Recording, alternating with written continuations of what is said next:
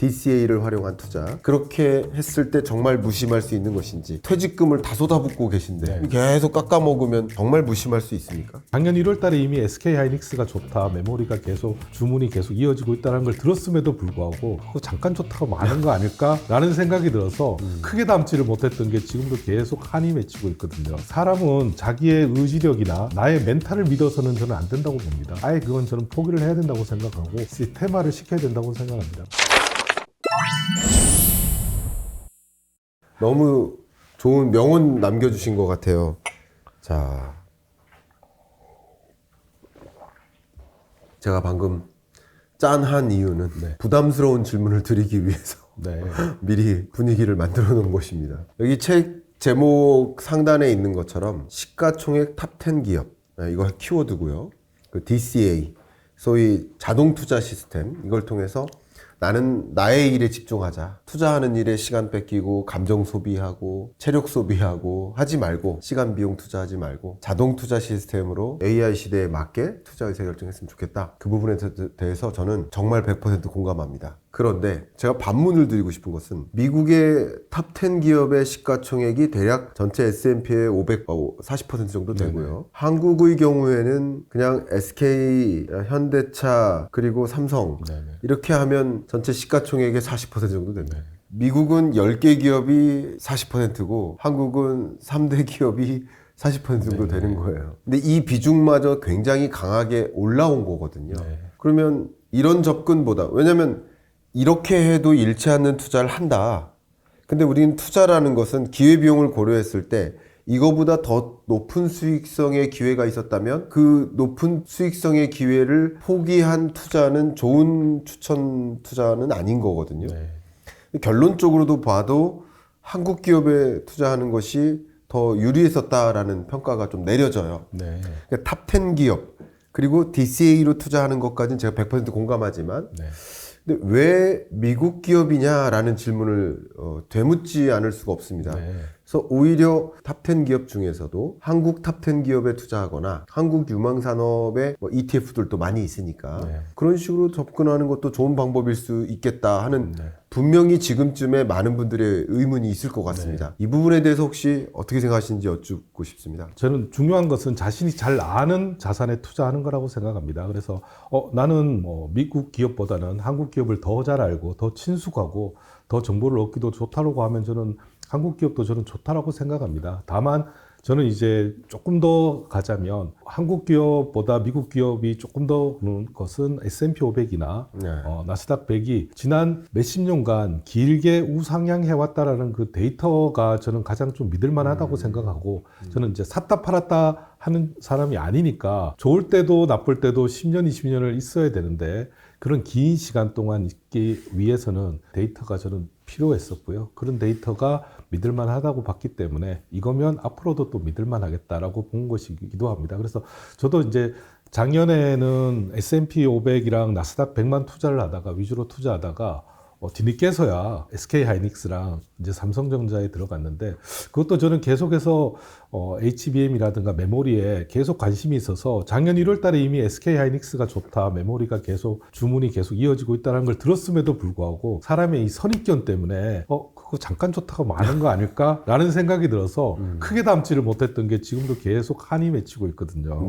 그런 면에서는 교수님 말씀처럼 어느 자산에 너무 그렇게 편견을 가지지 말고 그냥 믿을 수 있는 자산이고 내가 잘 아는 자산이라고 하면 거기에 믿고 10년 정도 믿을 수 있는 기업에 저는 투자하는 게 맞다고 봅니다. 다만 제 주위에 보면 한국 기업이든 미국 기업이든 정말 듣도 보지도 못한 기업에 투자를 단기적으로 하시는 분들이 굉장히 많아요. 저는 그것은 지양해야 된다고 보지만 잘 아는 기업이 한국이든 미국이든 그 기업에 길게 장기적으로 펀더멘탈을 보고 투자하는 것은 필요하다고 생각합니다. 의견 주셔서 감사합니다. 그렇게 말씀하시니까 제가 되게 재밌었던 그 앵커의 질문이 떠오릅니다. 팔란티어의 주가가 급등하다가 한번 큰 조정이 있었던 적이 있어요. 근데 이 앵커님의 질문이 팔란티어는 어떤 기업입니까? 하더라고요. 네. 자기도 팔란티어에 투자를 했었는데 어떤 기업인지 모르고 네. 투자했었다고. 네.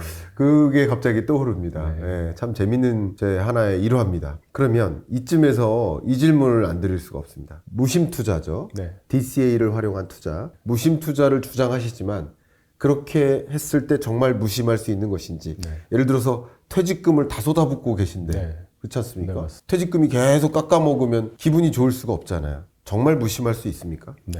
투자라는 것이 장기간에 걸치면 이 복리가 일어난다라는 거. 네네. 그러니까 우리가 생각하는 거는 굉장히 선형적인 것을 생각을 하는데 이 복리라는 것은 시간이 지나면 굉장히 지수적으로 끝에 가면 갈수록 장시간 가면 갈수록 이자가 이자를 낳기 때문에 굉장히 장시간의 투자가 필요하다는 요런 정도의 공부는 저는 하셔야 된다고 보고요. 네. 그리고 아까 말씀드렸다시피 교수님 채널 같은 경제 공부라든가 주식에 대한 어떤 본질적인 기업 본질에 대한 팔란티어 이런 것들에 대한 공부는 저는 필요하다고 봐요. 네. AI에 대한 공부 이런 것도 필요하고 세상이 어떻게 돌아가고 있는지 이런 것들에 대한 감수성은 저는 가져야 무심할 수 있다고 생각을 합니다. 그래서 그 많은 돈이 들어가 있는데 그냥 사실은 완전히 잊고 지낸다고 하면 그 정말 좋은 일이긴 한데 그렇게 안 되겠죠. 그래서 네.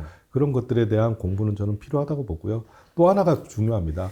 포트폴리오를 잘 짜놔야 됩니다. 저는 이제 포트폴리오를 잘 짜놨기 때문에 이런 것들은 결국에는 5년, 10년 지나면 굉장히 지금보다 훨씬 더 큰 가치를 가질 거야라고 믿고 있습니다. 네. 그래서 포트폴리오를 잘 짜야 되는데 저는 핵층이랑 네. 위성층과 현금층 세 개 층으로 저는 나누고 있거든요. 네. 그래서 일단 기본적으로 코어는 저는 S&P 500이랑 나스닥 100으로 ETF로 뭐 VO나 QQQ 같은 너무나도 평범한 이런 ETF를 40% 정도 깔고 있습니다. 그리고 나머지 한 50% 정도는 팔란티어도 담고 AI 빅테크 탑10 뭐 이런 것도 담고 전력 관련된 그런 ETF도 담고 그래서 어떻게 보면 살짝 리스크가 있을 것 같은데 굉장히 미래지향적인 이런 기업들을 그냥 저는 조금 더 과감하게 담을 수 있습니다. 물론 그것들이 저의 전체 포트폴리오에 보면 한 5%, 10%에 지나지는 않아요. 그런 것들이 조정을 크게 받아서 마이너스 50%가 되더라도 제 전체 5%의 50%니까 2.5%의 타격밖에 없거든요.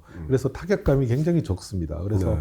포트폴리오를 몰리지 않도록 이제 좀 골고루 잘만 해둔다고 하면 조정이 오거나 이렇게 된다고 하더라도 그렇게 걱정스럽지 않는 것 같습니다. 그리고 이렇게 무심하게 있다가 어느 날 갑자기 딱 본 순간, 수익률이 몇십 프로네, 몇백 프로네를 보는 순간 그런 경험을 하셔야 계속해서 믿음을 줄 수 있는 것 같습니다. 근데 그 시간이 최소한 1년, 2년은 필요합니다. 그 시간을 견디는 것이 힘든 일이기도 합니다. 이제 이 질문을 꼭 드려야 될 것 같은데 기초에 아직 입문하지 못하신 분들 그런 분들께도 충분히 읽힐 수 있는 쉬운 책일까요? 한번 여쭙고 물론입니다. 아 그렇습니까? 그러니까 저는 이제 주식의 원리에서부터 왜 개미들이 사고 팔면서 계속 잃는지 단기 투자를 하면 왜 잃는지 네. 이런 것들을 제 나름대로 굉장히 궁금했기 때문에 거기에 대해서 책을 보고 연구를 좀 많이 해서 그런 것도 많이 담았습니다. 그리고 이렇게 일정하게 계속해서 DCA 방식으로 했을 때의 결과가 어땠는지 네. 백테스트라고 하죠. 그래서 옛날 자료 이런 것들을 다 백테스트를 통해서 구현을 저도 해봐서 이렇게 해도 연평균 15% 수익률이라는 것을 저도 2020년 이럴 때는 작다고 생각했어요. 네. 2020년도 때 엄청나게 수익률이 좋았거든요. 그래서 저는 테슬라에 처음에 투자했을 때 한 해에 700% 수익이 나기도 했거든요.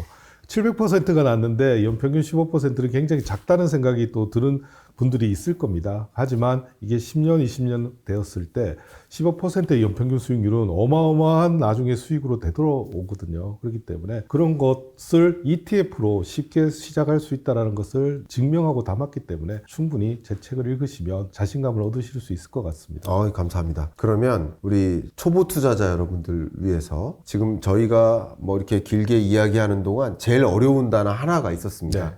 DCA. 네네. 작가님의 언어로 DCA가 뭐다 조금 쉽게 설명해 주시면 도움이 될 것 같습니다. 달러 코스트 에버리징이라고 하는 것은 분할 매수를 길게 자주 하면 주가가 높을 때나 낮을 때나 평균적으로 계속 살 수 있기 때문에 이걸 극단적으로 리스크를 낮춰준다라는 그런 기법입니다. 네. 그래서 흔히들 할 수 있는 것이 매달 내가 수입이 들어오는 날이기 때문에 저는 이제 그걸 월급날로 정한 것이고요. 또는 제가 좀 많이 안타까운 게 직장인들이라고 하면 대부분 DC, 퇴직연금 DC라는 것을 갖고 계실 거예요. 회사에서 부여해주는.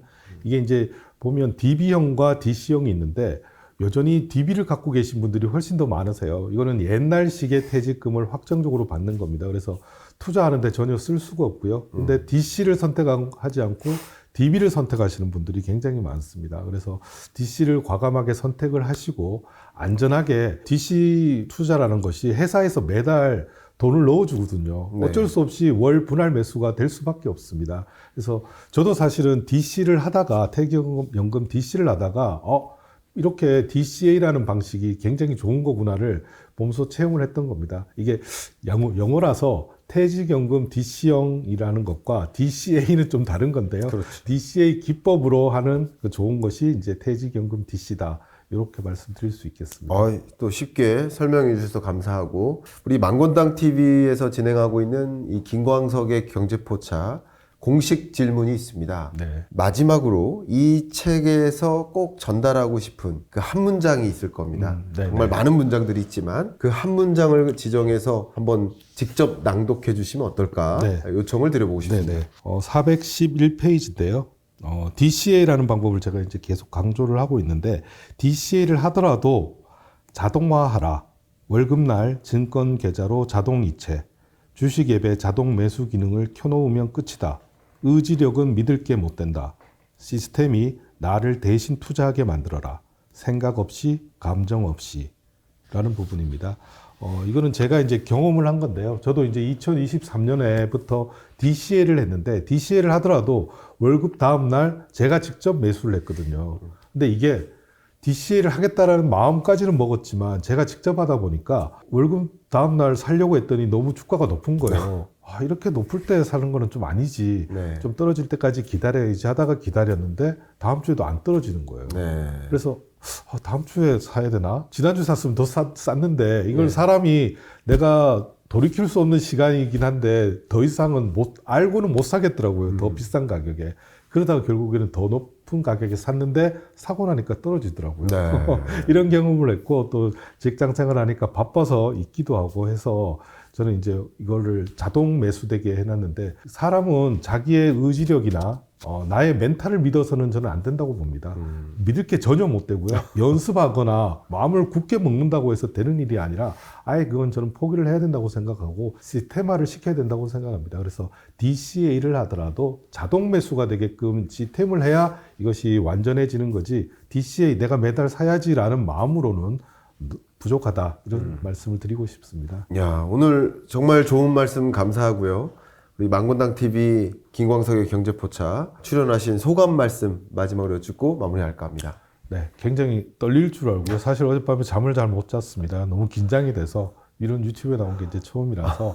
근데 굉장히 편안하게 잘 해주셔서 저도 모르게 수다 떠는 것처럼 이야기를 하고 말았는데, 네. 그렇게 잘 했나? 약간, 약간 그렇게 후회가 되기도 합니다. 아무튼 편안하게 잘 해주셔서 감사합니다. 너무너무 프로 방송인처럼 잘해주셨으니까요. 오늘은 댁에 돌아가시면 푹 잠 잘 주무시길 알겠습니다. 바라겠고요. 오늘 김광석의 경제포차 함께 해주신 망건당 TV 구독자 여러분 감사합니다. 안녕히 계세요.